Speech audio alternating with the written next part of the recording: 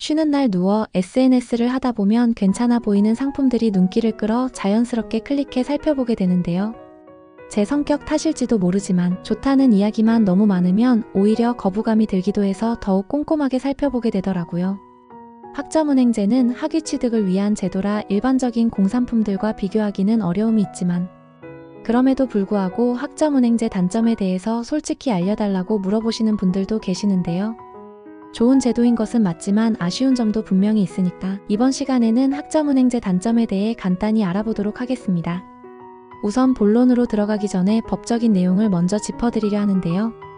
학점은행제는 학점 인정 등에 관한 법률에 의거 정규대를 나오지 않더라도 전적대에서의 이수내역이라든지 자격증, 독학사 합격 과목, 평생교육원 수업처럼 다양한 수단을 학점으로 대체할 수 있는 제도를 말합니다.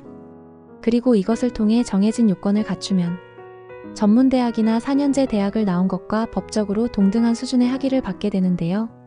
따라서 석사과정 진학, 일반 편입 및 학사 편입, 산업기사 및 기사 응시 자격 충족 등 다방면으로 활용할 수 있습니다. 이것은 제 개인적인 주장이 아니라 아예 명시가 되어 있는 내용이니 법적인 학력 인정에 대해서는 걱정하지 않으셔도 됩니다. 학점은행제 단점을 이야기할 때 가장 먼저 말씀드리는 것은 학벌로서의 기능은 크지 않다는 점이에요. 보통 우리가 대학을 졸업하게 되면 몇 년제를 나왔는지도 보지만 어디 출신이라는 타이틀도 함께 얻게 되는데요. 학점은행제의 학력은 분명히 인정이 되는 것이지만 총장명의 학위과정을 진행한다고 하더라도 땡땡대 졸업이라고 되지는 않습니다. 또한 사회적인 인지도도 아직까지는 많이 높지 않은데요. 서울대학교 졸업이든 지방대학이든 4년제 출신인 것은 법적으로 동등하지만 인식면에서는 차이가 있는 것과 다르지 않습니다.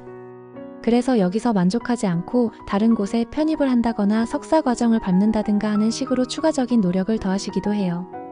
두 번째는 학습자가 원하는 전공과 실제로 고를 수 있는 전공이 다를 수 있다는 점이에요.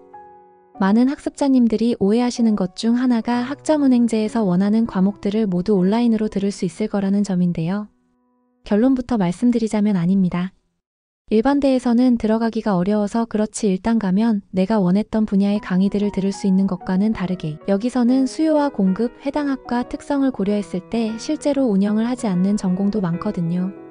예를 들어 4년제 대학이라면 기본으로 있는 국어 국문학도 학점은행제 온라인 교육기관에서는 단 한 과목도 운영을 하지 않고 오프라인도 한두 과목만 있죠.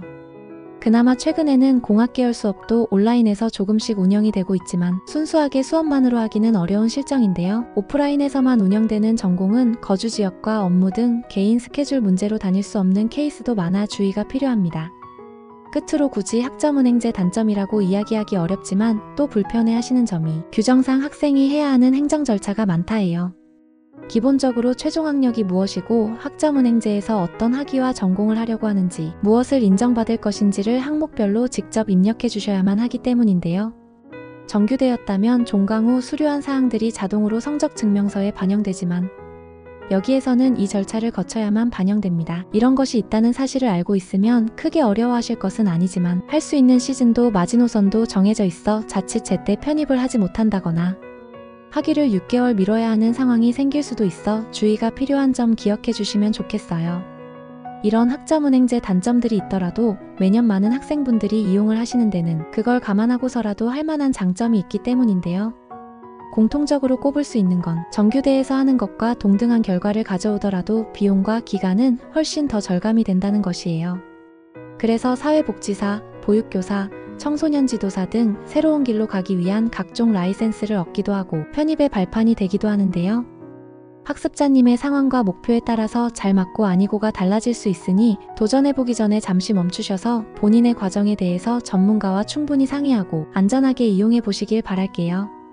오늘 내용이 도움이 되었다면 구독과 좋아요 부탁드리겠습니다. 영상 끝까지 시청해주셔서 감사합니다.